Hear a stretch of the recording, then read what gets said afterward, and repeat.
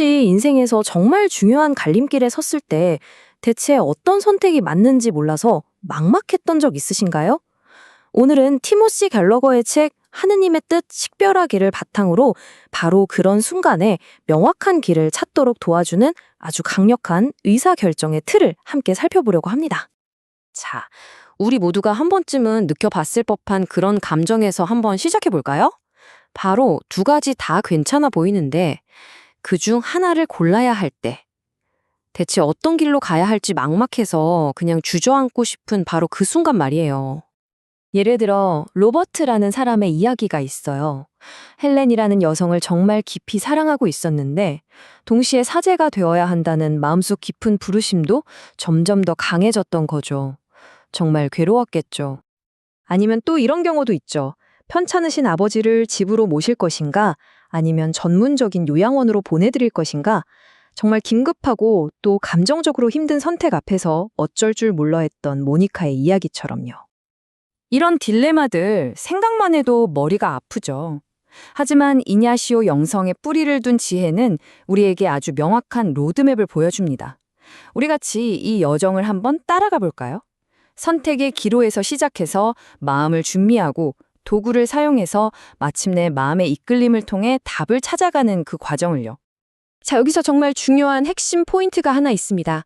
이 방법은요, 이건 좋은 거고 저건 나쁜 거다. 이런 선악의 문제가 아니에요. 둘 다 좋은 길인데 도대체 어디로 가야 할지 막막할 때, 바로 그럴 때를 위한 겁니다.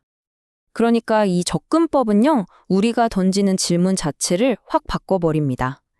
나 어떡하지? 라는 막연한 불안감에서 벗어나서 어떻게 하면 내가 확신과 평화를 갖고 내 길을 찾아갈 수 있을까?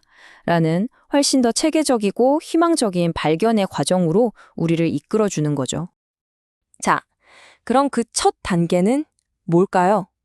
모든 것은요, 올바른 결정을 내리기 위한 마음의 토대를 단단하게 세우는 것에서부터 시작됩니다. 이 캐서린이라는 여성의 말이 정말 핵심을 꿰뚫은데요. 이건 두려움 때문에 어쩔 수 없이 마음대로 하세요 하는 포기가 아니에요. 오히려 깊은 사랑을 느끼고 나서 어떤 결과든 괜찮아요 라고 말하는 근본적인 신뢰와 개방성을 보여주는 거죠. 이게 무슨 뜻이냐면요. 내 뜻을 그냥 포기하라는 게 아니에요. 오히려 나는 꼭 이 길로 가야 해 라는 집착이나 저 길로 가면 어떡하지? 하는 불안감 같은 내면의 소음들로부터 나 자신을 자유롭게 만드는 겁니다. 그래야 마음의 소리를 명확하게 들을 수 있으니까요. 바로 이런 내적인 변화가 필요하다는 겁니다. 내 계획이 맞다는 확인을 받으려는 태도에서 벗어나서 어떤 새로운 길이 열리든 기꺼이 받아들일 수 있는 진정한 발견의 자세로 나아가는 거죠. 좋아요. 그럼 그렇게 열린 마음은 도대체 어떻게 가질 수 있을까요? 다행히도 이 책에서는 우리가 실제로 활용할 수 있는 아주 유용한 도구함을 소개해 줍니다. 이것들은 그냥 머리로만 생각하는 게 아니고요. 우리가 실제로 해볼 수 있는 구체적인 행동들이에요. 성경을 읽고 잠깐이라도 조용한 시간을 갖고 믿을 만한 사람과 대화하고 또 내 마음을 꾸준히 들여다보는 것, 이런 것들을 통해서 결정을 내릴 수 있는 건강한 마음의 토양을 다지는 거죠. 자, 이렇게 마음의 밭을 잘 갈고 도구들을 쓰기 시작하면요. 놀랍게도 명확함이 몇 가지 뚜렷한 방식으로 찾아온다고 합니다. 그중에서 오늘 우리는 첫 두 가지를 집중적으로 살펴볼 거예요. 첫 번째 방식.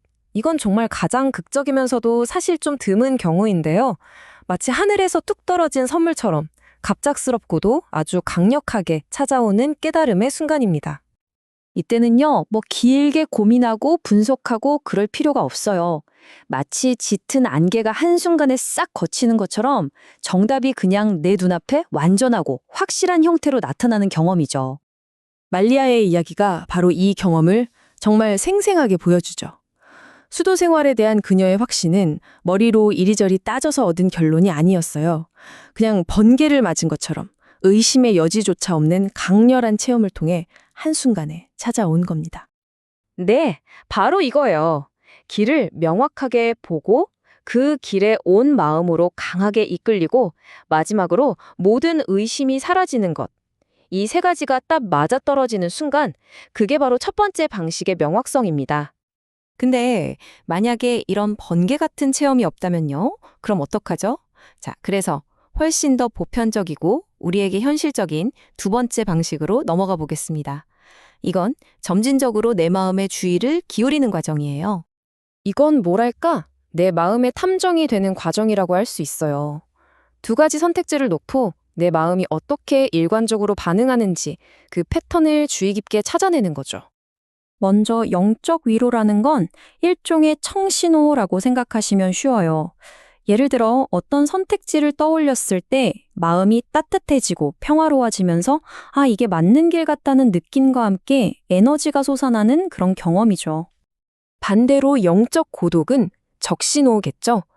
다른 선택지를 생각하면 마음이 괜히 어둡고 불안해지고 왠지 모르게 기운이 쭉 빠지는 것 같은 그런 내적인 혼란 상태를 말합니다. 리처드의 이야기가 이 패턴을 아주 잘 보여줍니다. 그는 예수의 회 입회를 생각할 때마다 일관되게 깊은 평화와 기쁨, 즉 위로를 느꼈어요. 바로 그 반복되는 패턴이 그의 결정을 확신으로 이끌어준 결정적인 단서였던 거죠.